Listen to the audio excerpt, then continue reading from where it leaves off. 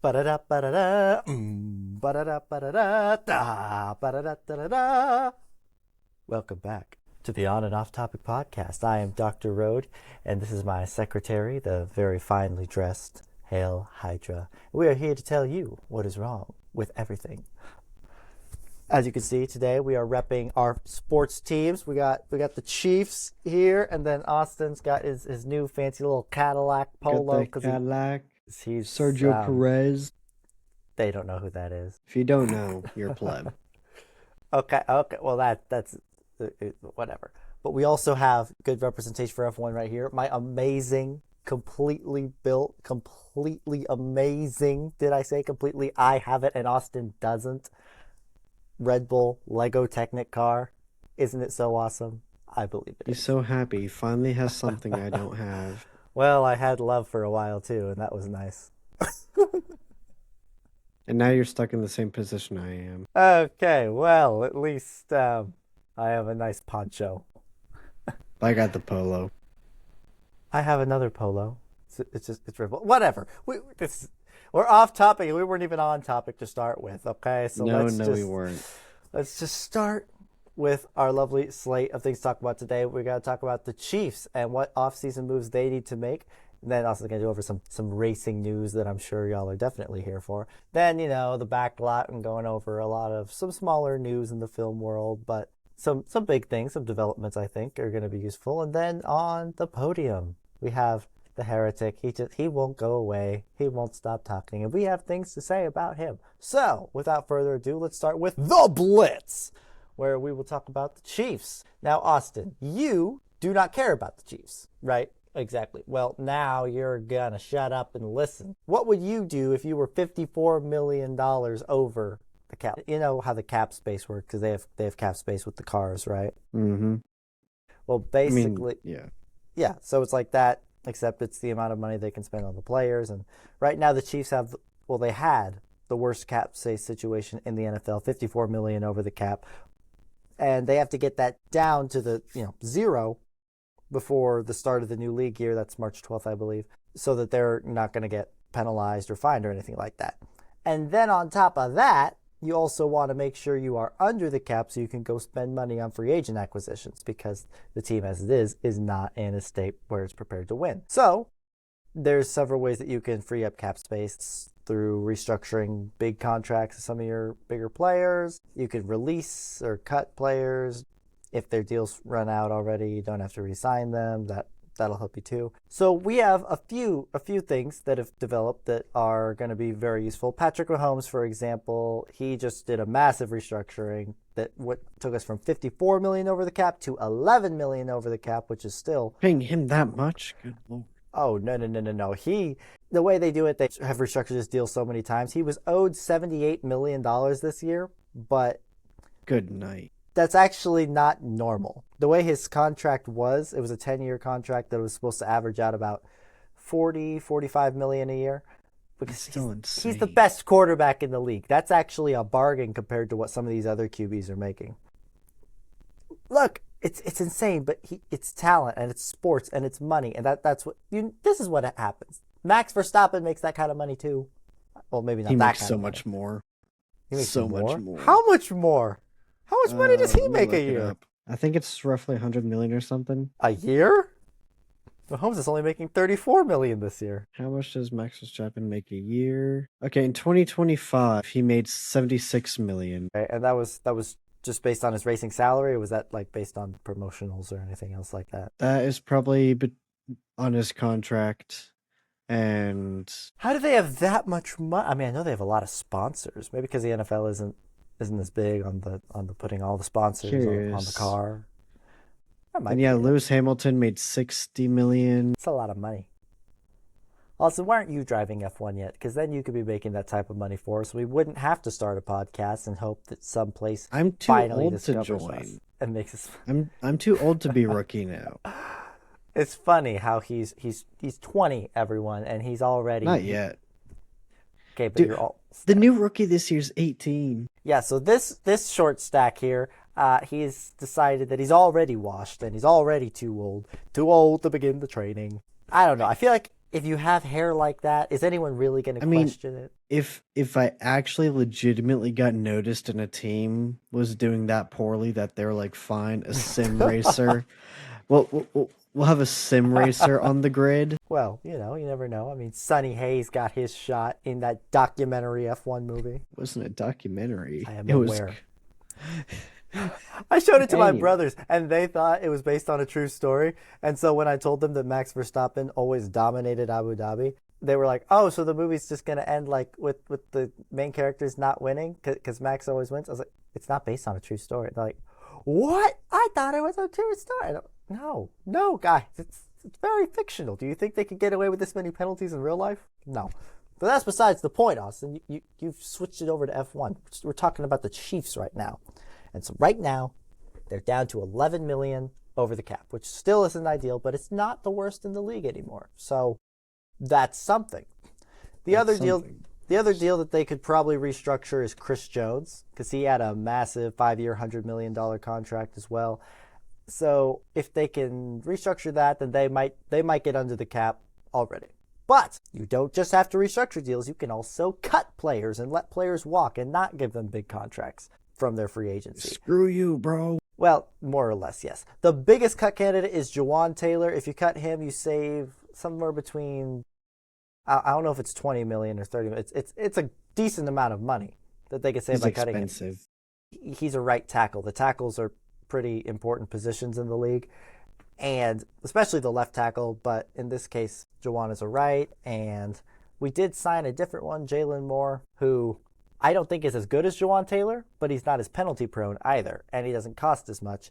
A lot of Chiefs Kingdom has sort of been fed up with Taylor because he's either going to be really good as a right tackle, doing his job, the protection and whatnot, or he's going to be drawing a false start or an offsides. There's any sort of penalty. He's been fairly penalty prone throughout his time with the Chiefs, which has set them back on several drives and sort of just not been very productive in them trying to make it into the end zone or even to the red zone. And so he's sort of worn out his welcome in KC with a number of fans. I'm not one of them. I think that at this point, I think it makes sense to cut him only because of the necessity of saving money, because of how much he offers. The other cut candidates are like Mike Dana, Christian Fulton, Drew Tranquil.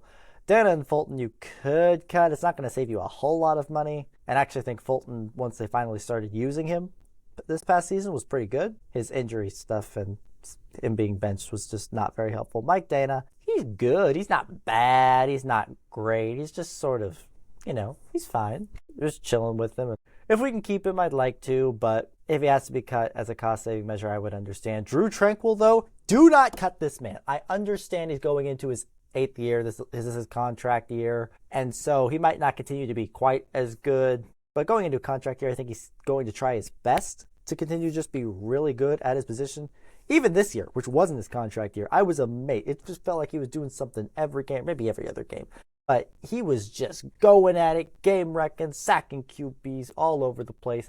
I really like this guy. Let's keep this guy. He's nice. He's good at chess. He's not Rashee Rice getting into car accidents and beating on people. Can't we have nice players like that? Don't you think? Actually, do the F1 players get in a lot of legal trouble? Not particularly. So it's just the football. Kimi Antonelli is in a bit of a situation at the moment. What did he do? He's like 10. I'll get to it later when we get into my section.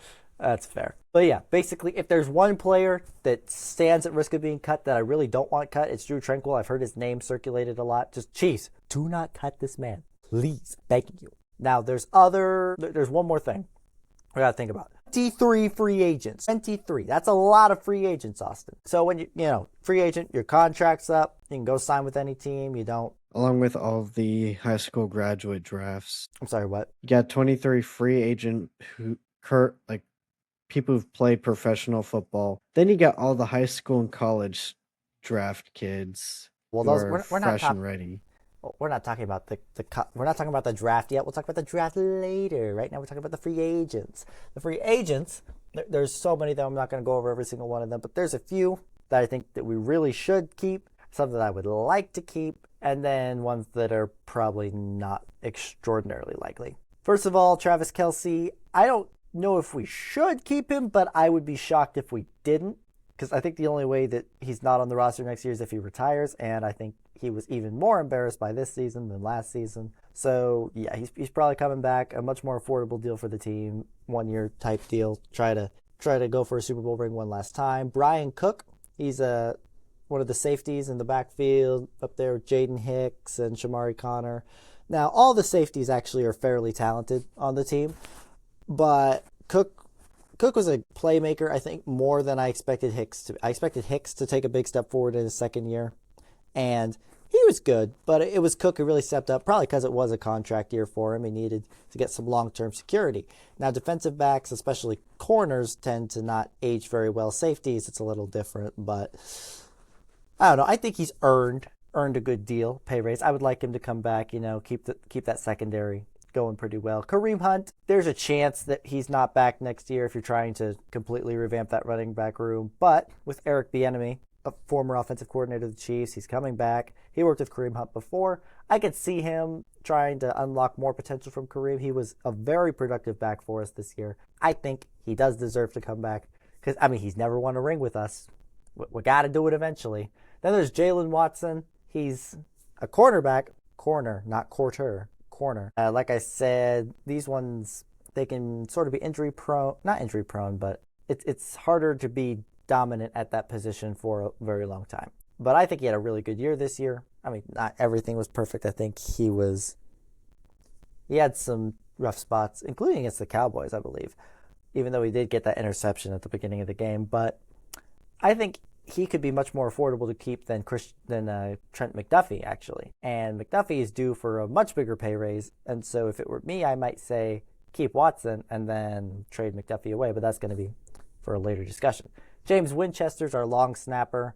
The center usually snaps the ball, but there are some positions like field goals or punts where you need the long snapper. He's been here for a very long time, and I just don't see why we wouldn't keep him. I don't see anywhere else he would really need or want to go, so I say we keep him, including Matt Ariza, his punter. Took a big step forward, punted a lot better this year, kept things way back, inside the 20, and not doing a lot of touchbacks. I think there was only 3 touchbacks from him this year, which is very good. And I like that we stole him from Buffalo and he's called the punt god. Like how many players do we have that they're called the punt god? I think it's good. I think we should keep him, probably extend him to a bit of a longer term deal. It's just been sort of 1-year deals for him. Probably deserves a little bit of a pay raise. He's only making like $900,000 a year, Austin. That's just slim pickings. He deserves more. Wouldn't you agree? Okay, yeah, you're just shaking your head. I see you. Whatever. And now these are players that I would like to keep, but I think there's a decent chance that we don't keep them. Hollywood Brown, Leo Chenal, Mike Pennell, Tyquan Thornton, Juju Smith-Schuster. Now Brown, Thornton, and Schuster, they're all wide receivers. The wide receiver room could be completely turned over. We could keep one of these, none of these. I think Tyquan is probably the most likely to come back, the one that we would probably want most because of his deep threat. I do like Juju to stay, but I think Hollywood might be ready for a change of pace. Maybe go back to Baltimore. Sort of the vibe I'm getting, even though I really do like seeing us use Hollywood, because then you get to do the Hollywood celebration whenever he does something fun. It was like with Chris Pringle. Back when Pringle was with the Chiefs, then we ate a Pringle every time he made a play. It was great. And then, let's see, Leo Chenal. We drafted him a few years back, and he's been a pretty good linebacker. He scored an interception against the Ravens this year. But I don't think we can afford to pay everyone. Chenal, while being good, I don't think he is right now as good as Tranquil is. And so if I had to choose, I know that Chenal's younger and has that potential upside, but Drew Tranquil I think is offering a lot more now. I don't know. I like Tranquil better. So I would keep Tranquil and let Chenal walk if I had to. And then Mike Pennell, he's been in the league for over a decade now. He's good at what he does, but I don't think he's going to be dominant or anything for any at all for the rest of his career. So if you can, keep him. If you can't, I get it, Other than that, we got the ones that I think are unlikely to be back: Mike Edwards, Derek Nottie, Nazeeh Johnson, Charles Omenihu, Joshua Williams. These guys, mostly defensive players, actually. Well, these are all defensive players, but I don't think they've contributed quite enough to merit keeping them back. Mike Edwards, I I do like having on the team, but if he comes back, it might only be as a practice squad member. Nadi, I don't even know why we traded for him. He signed with the Jets this past offseason, and then they didn't release him. They just didn't like him very much. He was at risk of being cut anyway, but then we traded for him to have him back on the team, and he was all right, but I think we just traded for him because we needed another defensive tackle, and he was all we could get. But yeah, I wouldn't be surprised if we didn't bother bringing him back. Najee Johnson, for a 7th-round pick, he hasn't been bad, I guess. But I don't know. He's just very injury-prone and hasn't done enough, I think, to merit a real long-term deal. He might come back on like a 1-year or something like that, a prove-it deal. But I don't see any long-term deal being done with him. Charles Omenihu, I don't know. I just don't think he's going to be worth a whole lot to us in terms of money and market value. And he might be able to find something elsewhere. And I don't know if he does enough to stay on the team when you can have a different edge rusher. And you have Ashton Gelati. He's coming along. He won the Chiefs Rookie of the Year. Then you have Joshua Williams, 4th-round cornerback, I think. He's just been there mostly. He hasn't done. He's done less than like all of these people, which is saying a lot. But my last unlikely to be back here, it's offense. And it's tough to say, but it's Isaiah Pacheco. Everyone likes Pacheco. He's a very likable guy. He's nice. He had a rough childhood. He actually finished his college education, which you don't see every day with these NFL players. And he runs for a purpose. He runs for family. He's a fighter. He's got this pop. But he's just not that good. I'm sorry. He's not the RB1 the Chiefs need. And Kareem Hunt is a good RB2, and I don't think Pacheco would be able to do what Hunt does because they're different skill sets. And if I was expecting him to have a much better return to form this year, he just didn't. Then he got injured as well. And I don't trust that very much. I say start anew with the RB1, go for someone else. We'll talk about who that is later with free agency coming up. But that's my thoughts on salary cap and trying to restructure stuff, so that the Chiefs can go chasing a ring this year, hopefully. Assuming Mahomes can come back in time. But now, Austin, what do you have for us in terms of Kimi Antonelli apparently being in legal trouble? Okay, so yeah. With racing news, not much has happened. I guess, I can start with the F1. So yeah, Kimi Antonelli, not too long ago, got his official driver's license. Yes, he was driving an F1 prior to getting a license. And Mercedes-AMG decided that they are going to give him a custom new 2026 Mercedes. Oh, no. Apparently, story goes, he was speeding significantly faster than he should have been and wrecked the car. And I don't remember the exact speed, but he was going fast enough and wrecked the car hard enough to get his license suspended and possibly revoked entirely. But he still has a super license, right? His super license is unaffected, but his driver's license to be allowed to legally drive on regular roads. So you're telling me that one of... He's legally allowed to drive at 200 miles an hour around a track. But not 30 miles per hour anywhere else. No. As of right now, no. I'll get it. If you're in F1, then the idea is you're one of, the 22 best drivers in the world, right? It is, yeah. And then his driver's license could just be suspended or revoked. Guys, this is dumb. You can't take the F1 out of the driver. I guess, he was just in the zone. Yep. And considering he was going fast enough to get his license suspended and under threat of permanent being revoked. Revocation? I think that's I don't know. Yeah, he's a danger to society. Well, this is sort of just a bad idea in general. When you think about it, you're letting 18-year-olds drive extremely dangerous speeds on somewhat dangerous tracks, and you're thinking, they're not going to be adrenaline junkies after this. They're not going to be speed demons. It'll be fine. They'll be responsible. Max was also driving before he got his license. You start in F4 at 12 or 14 years old, jump up to F2 at 16.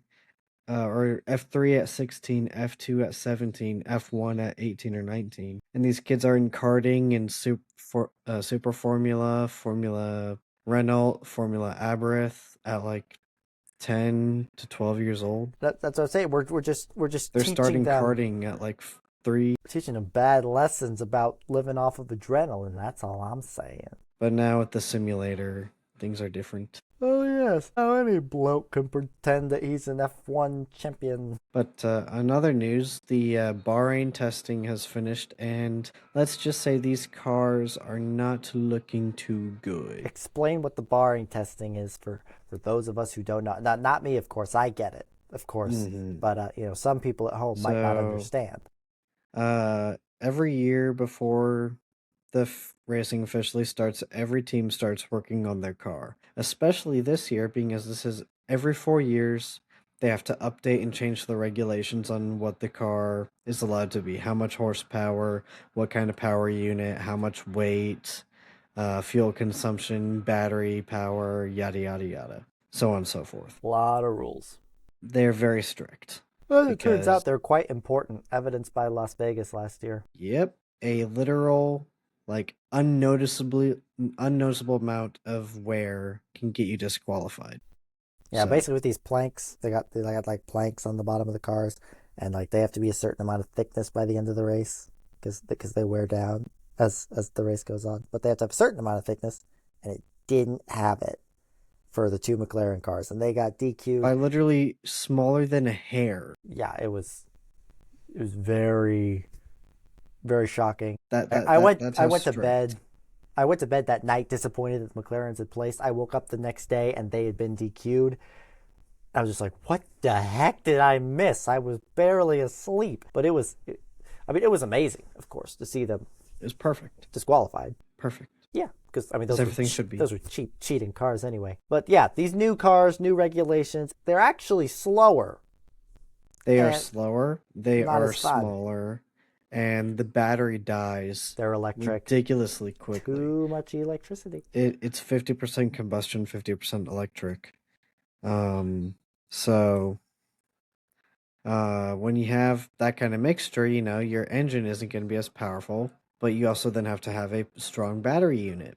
These battery units aren't very powerful when it comes down to it. I mean, there are clips on YouTube of Hulkenberg in the Audi and it dying before the end of the smaller Bahrain straight. And you have Isaac Right. Hadjar attempting to overtake Valtteri Bottas, and his power unit died like only a couple 100 feet out of the corner, and he only got the overtake because Bottas's battery died too, and so he had to stop earlier in the corner since Hydra had the inside line. It's ridiculous. These So cars are terrible. basically, They're but they're slower than F2 right now, and just about all the drivers hate them, except for the two drivers who don't like Max Verstappen because Max doesn't like the car. yeah, well, if anyone can adapt, it's Max, and I feel like he'll Max And Verstappen his then way through all of it because we the other drivers are not as skilled as him. They just had better cars. But if everyone's cars suck, then it's just going to go up to skill. because And Max is the you most got skilled. you there got is. Lewis Hamilton, 7-time world champion,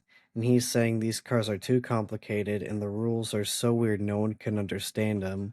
You got Max saying it feels like Formula E on steroids, and you got Fernando Alonso saying these cars are just so easy and so safe to drive that their team chef could drive the car. And that's saying a lot. He's been around in F1 so long that World War One was happening when he was a baby. He's been in F1 longer than some of the drivers have been alive. He got his first world champion in 2006. Yeah, he's been around for a minute. He's had that trophy longer than I've been alive. So you got that, and then Max is saying he's not happy, and Lando Norris and George Russell, the two drivers who disliked Max because he's better than them. Norris said, you know what? He doesn't have to stick around if he wants to go to the Nürburgring. He can go do that. And George Russell said, "Listen, this is a privilege for us to be able to get paid to drive these cars. There's no reason to be complaining." It's a privilege to get to. He can't say it's a privilege to get to drive the cars. He's the one who crashes these cars. There's a reason he is called Osama bin Russell. It's because all he does is crash these cars. And apparently it's a privilege to have. Well, you know what, Sheriff Woody? Maybe you should be a little bit careful. A little bit more careful with your car, with your driving. You're crashing so much, I thought that you were a trans driver, okay? So, like, there. And so you got that going on. You just did That's gonna not get you react. canceled. No, Yeah. that's gonna get canceled. Oh, that's something going to like- get me. If everything you said hasn't gotten us canceled already, then. But yeah, so you got all that going on, and then actually we got some interesting news that I'm actually pretty excited about. You don't know this. Fernando Alonso did take a break from Formula One at one point to go explore other racing, and he won the 24 Hours of Le Mans. And the 24 Hours of Le Mans is a very historic race. It's known, it's well known, it's really cool, really fun to watch. If you haven't watched Ford versus Ferrari, go do it. Okay, yes, I know I'll get around to it eventually. And so he's got experience. And then Sebastian Vettel. Do you know who Sebastian Vettel is? I know things. He was the first champion for Red Bull. And he terrorized F1 when he was a driver for Red Bull in his beginning years. He was essentially the villain, and he was the guy who also annoyed the heck out of Red Bull He because was the Tom Brady of sorts to F1.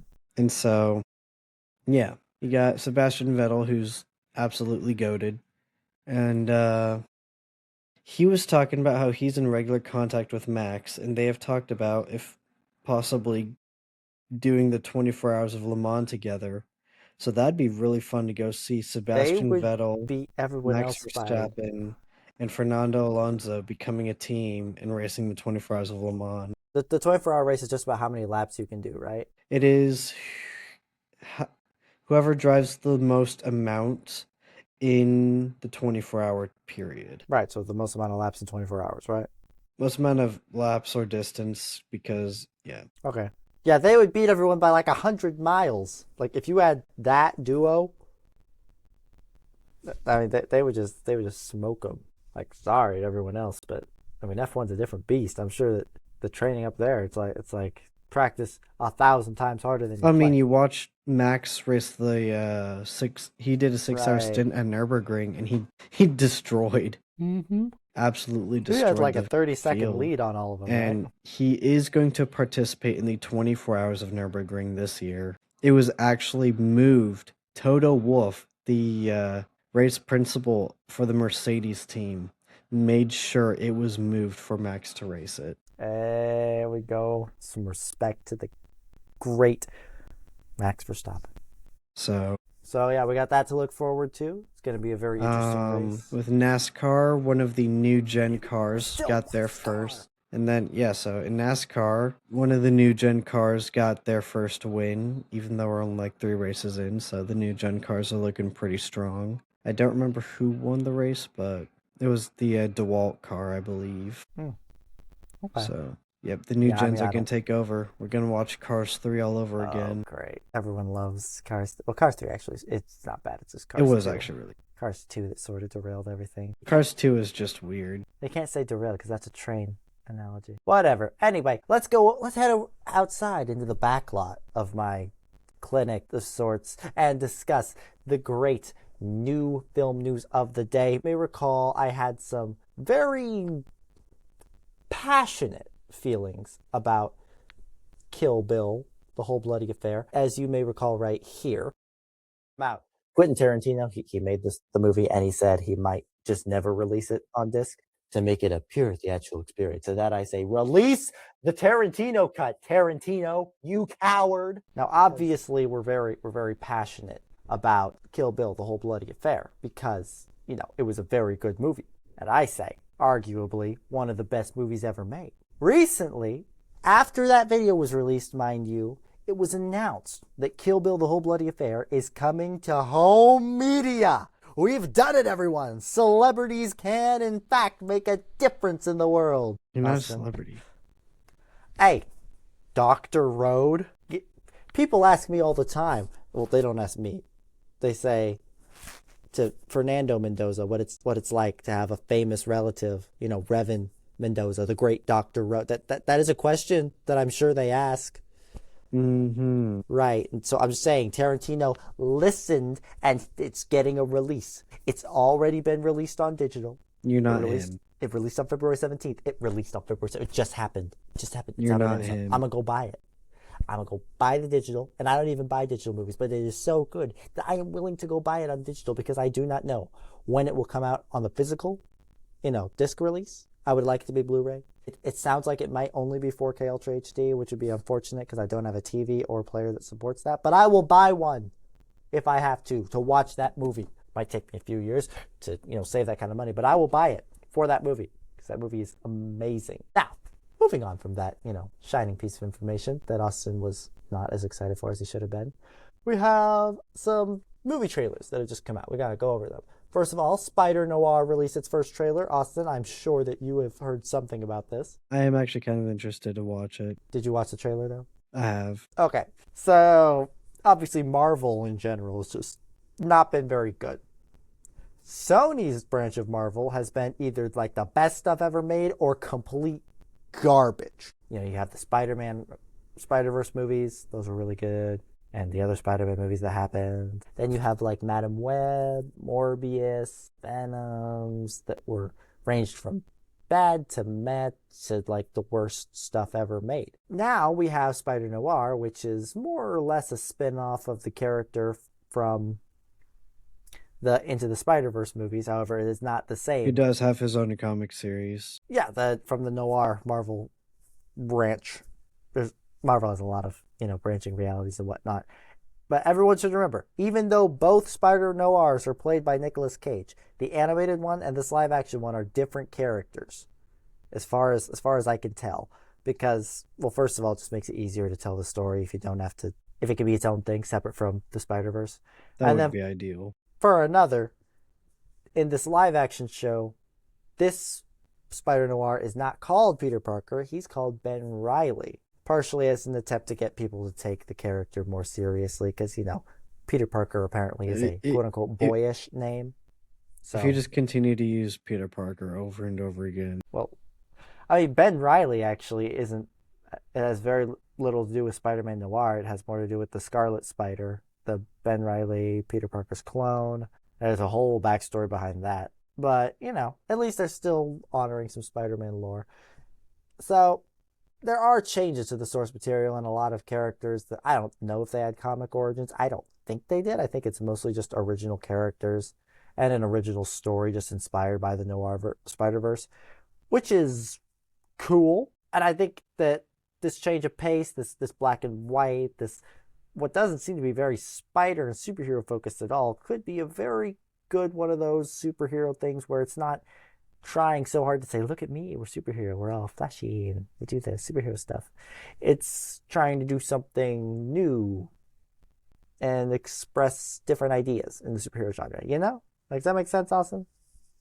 Right, because that doesn't always work, because Eternals tried to be sort of new and no one liked that, but I think Eternals was just trying to do a bit too much anyway. But Spider Noir, it's releasing in black and white and in full color. Nobody go watch it in full color. If y'all watch it in full color, you're just idiotic. The Spider Noir, go watch it in black and white. I don't even know why Amazon's releasing it in full color. Probably because they're afraid of people being too cowardly to go watch it in black and white like they should. Austin, what are you going to watch it in? Are you going to watch it in black and white or color? Black and white. See, Austin knows what's up.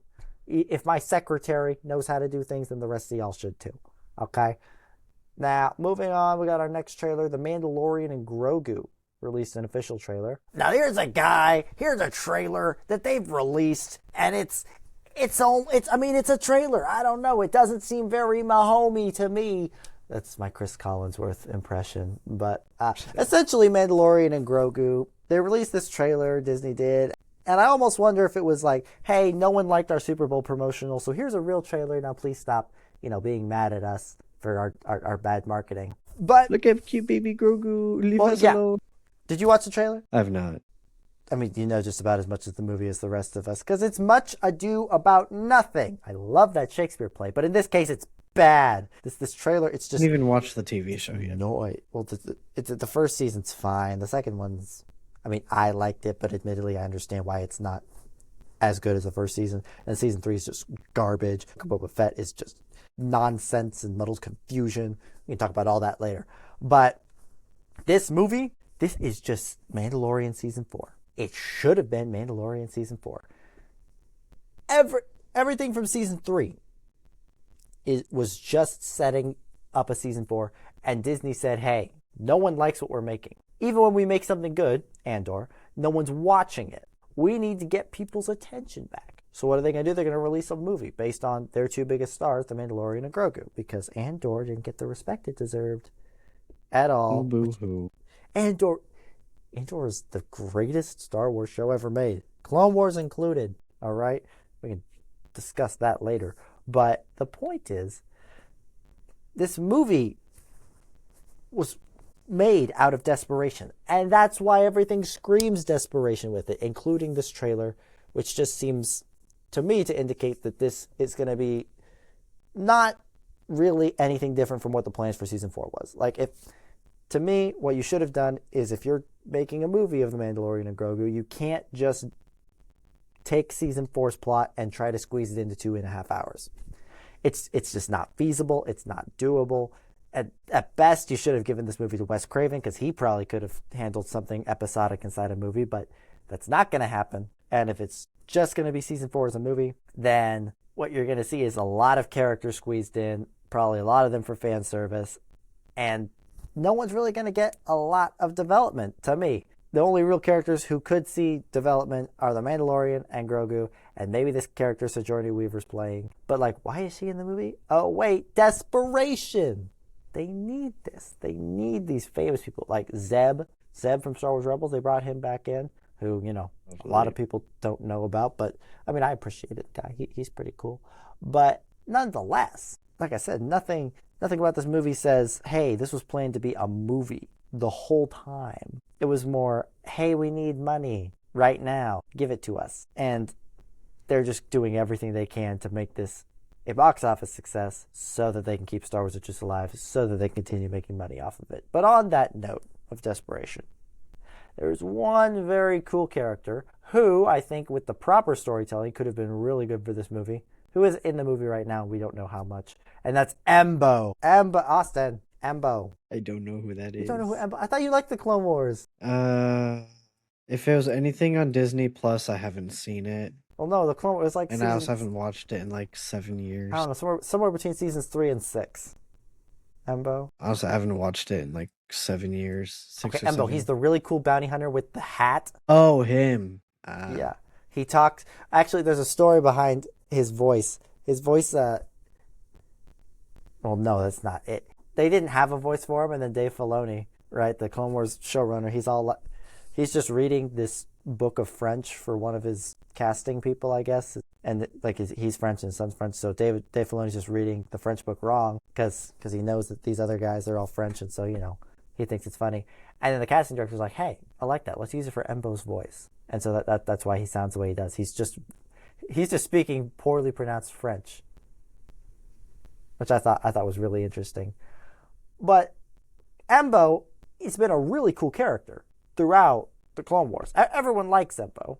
And at this point, it'll have been like 30 years later. So this guy, he's either washed or he's just as good as ever. I don't know. Star Wars, they sometimes ignore time, but he's an alien species, so he could age differently. But maybe. I think what intrigues me about him is that he probably could have been a really good villain. Like, imagine if The Mandalorian and Grogu was almost staged more as a great space western, and that they're like, the lone gunslinger with his ward. He's out to save some place from the Empire doing some threat, and then from the desert comes a stranger, and his name is Embo. He's been sent by the Empire or someone to track down the Mandalorian, kill him, and bring him in, and the kid. Like I feel like that would have been more cinematic. It's not the premise of season 4, which is Mandalorian and Grogu go run errands for the Rebel Alliance to take out the Empire. It's very much more, there's one story, and there's the good guy and then there's one bad guy, even if he's not really like the main force of evil, like there's a lot bigger evil behind him. It's just one character to focus the villainy on. I think that could have been far more interesting as a premise than what we have right now. But yeah, that's just my thought. Toy Story 5 also dropped a trailer today, and Are we seriously getting... oh yeah, they've been working on this thing for years. And admittedly, it doesn't look as bad as I anticipated, but I still do not think that this was necessary. And I don't see how there's much good of this except for money for Disney. That's all. If we watch it, then we'll let you know. But I don't envision me going out of my way to watch this trailer. What? Which one? Toy Story 5? Yes. Okay. Oh, good Lord. Why? For some context, everyone, the idea is that it's toys versus technology. You know, that this LeapPad iPad, you know, you probably had an iPad. Like, I had a Leapfrog iPad back in the day. It was real cool. I played Super Animal Genius, and I was a genius on animals by the time I was done with that thing.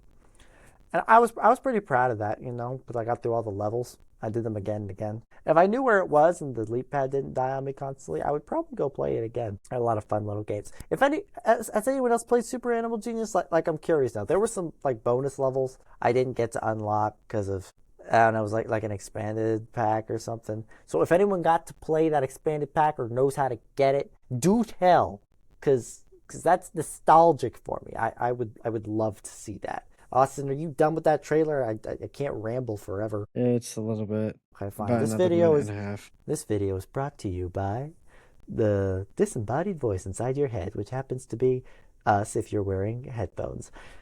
Now, you may believe these disembodied voices are, you know, nonsensical and have nothing educational or useful to say, but to that I say that you can always learn by others' mistakes. Yeah.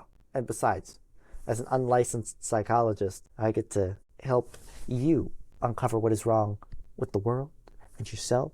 And because I'm unlicensed, I'm far cheaper than anyone else. All we ask as, you know, compensation is that you subscribe and comment, and follow, and all those happy little things. Are you done yet? It's almost over. Almost there. Oh, and Woody wears a poncho now, which is actually... I just saw that, yes. Admittedly, it's pretty cool. But There's... I wear a poncho. No one gives me any credit. This is absolutely wild. Clint Eastwood wore a poncho for years. Is it really that wild? Why? I mean, okay, it is funny, though, that this was predicted by everyone on the internet. It was like, the next Toy Story is going to be them having to fight off against the tablets and tablet kids. Well, here's the thing. They already did in... What is it? The Toy Story that time forgot. That, I mean, it was like a little TV special. It was like a Christmas thing, and it was more about video games than like all tech. But I feel like we already did this, and we don't need to do it again. This is just a money grab. And honestly, where do you really have anywhere else to take Woody or Buzz or Jesse's character? Well, Buzz and Jesse maybe, but Woody's character has been thoroughly explored for 4 movies. Give it a rest. Let him ride off into that sunset that he did in Toy Story 4. But no, we have to bring him back and bring the whole gang back together. So, yeah, that is what it is. Moving on to the podium. We are going to take on the Heretic again. Our combined brilliance will diagnose what is wrong with his brain. Now, Austin, you have not a lot of experience with the Heretic, right? I haven't watched much of him. Well, good. But now we're going to go over his MAGA versus Jesus round 3. Now, his first, what should we say? His first statement, I guess, is that, you know, MAGA says, "Don't tread on me." And this is a saying that has been said. I don't know if everyone says it, but it is something that has been said, and I've seen it around. So we'll give him that it has been said. And so his response to that is, Jesus says, if anyone forces you to go with him 1 mile, go with them 2. And so his idea here is that, you know, radical love. You know, we're not going to be super violent or, you know, evil to people. You know, just sort of try to be nice and not be very violent. And I actually think that for once he's not actually too far off. Like, like I respect the "Don't Tread on Me" flag banner. I don't know. It's also a Metallica song. But his idea of not responding to violence with violence and, being loving, I mean, I don't think he's actually wrong in this case. Would you agree? I mean, obviously, you're not going to roll over for every single wrong thing, but it's not wrong, but it's like it depends on how you want to apply a little it. extreme, maybe. Yeah, it depends on how you want to apply it in your life, I think. But yeah, I mean, so the first one, we'll give him, we'll tentatively side with him on that one. I mean, I don't know if it's even okay to say that for me. Like, I don't know. Well, not if it's okay, but like I don't know. Maybe I'm just not proud of myself. Same level on the different side. Yeah, we're gonna say he's not wrong. We're not gonna say he's right, but we're gonna say he's not wrong right now, as far as we can tell. Anyway, his next claim: MAGA says one nation under God. Well, I mean, hopefully we more are. people. That is Hopefully kind of more people. Hopefully more people than just us. Hopefully everyone says that in the Pledge of Allegiance. The one like nation under kind God. of is, yeah. In So our Pledge yes, of Allegiance. yes, we definitely say that. But hopefully we're not the only ones saying that. Hopefully that's a lot of people. Anyway, his response is Revelation 7:9. Every tribe, tongue, people, and nation will be gathered before God. And to that I say, correct, sir. Yes. That will happen at the end of days in Revelation. That is factual. Yeah, so congrats on pointing out that fact. Now, his point is, he's saying it's not about, one nation here on Earth. It's this idea of, I think essentially globalism, just unite everyone in this idea of mutual love and understanding. And to that I say, first of all, one nation under God is not America first. Now, America first is also something that's been said, but that's different. One nation under God is just acknowledging that we are one nation, being that we are a united people, And not our this separate coalition our of founding states. fathers built the nation off of the Bible. Even if they didn't believe in it, they built it off the Bible. Right. Basically, this isn't really about other countries. This idea of one nation under God, it's just acknowledging the fact that we are one united people under God. Like, hopefully that makes sense to him. This connection is not good because obviously there's going to be people from every tongue and nation and tribe at the end of days, and no one's arguing that. No one's saying that there shouldn't be people there. But to say that's take this verse of the apocalyptic future and try to apply it to everyday life to a phrase that doesn't what is it? It's not about globalism and it's not about anti-globalism either. It's one nation under God. It's completely different. It's its own thing, So I just don't think there's an application here. It doesn't make sense. Moving on, he says that MAGA says protect our borders. Hopefully more people say that too. I mean, every nation says that. But he says that the Bible says. Well, Exodus 22:21 is his source. He says, the Bible says, do not mistreat or oppress a foreigner. And to that I say, I agree. You shouldn't mistreat or oppress anyone, actually, including foreigner people. But see, here's his thing.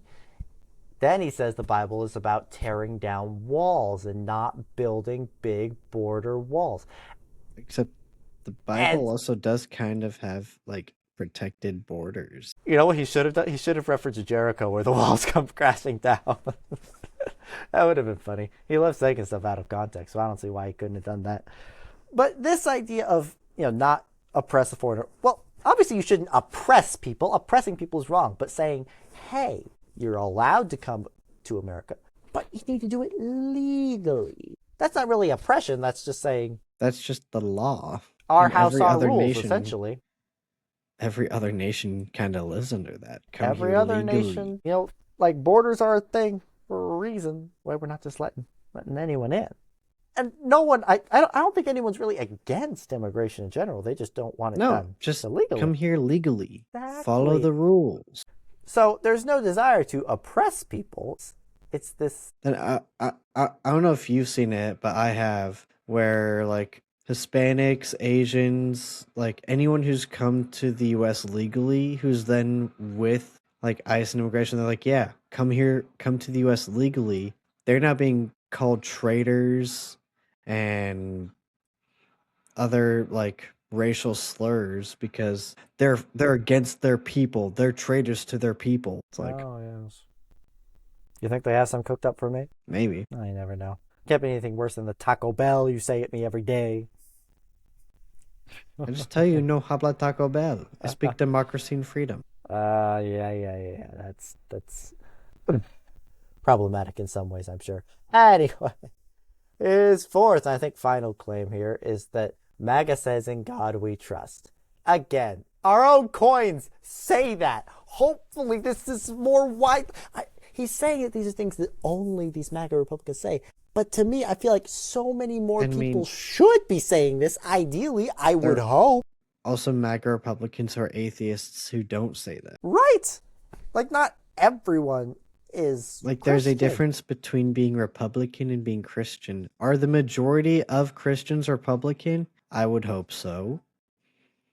I would think so. At least, like, proclaiming and acting Christians, yes. Proclaiming. Do you want to know what his response verse is to "In God We Trust"? What? He says, "But Jesus says you cannot serve both God and money," Matthew 6:24. Well, yes. Where... Exactly. Where is that going? And his thought behind this is he's really not trying. He's saying "In God We Trust" sounds nice, but since they care about all this money and power, then they clearly don't trust in God, and so therefore what they're saying is just not compatible with that phrase.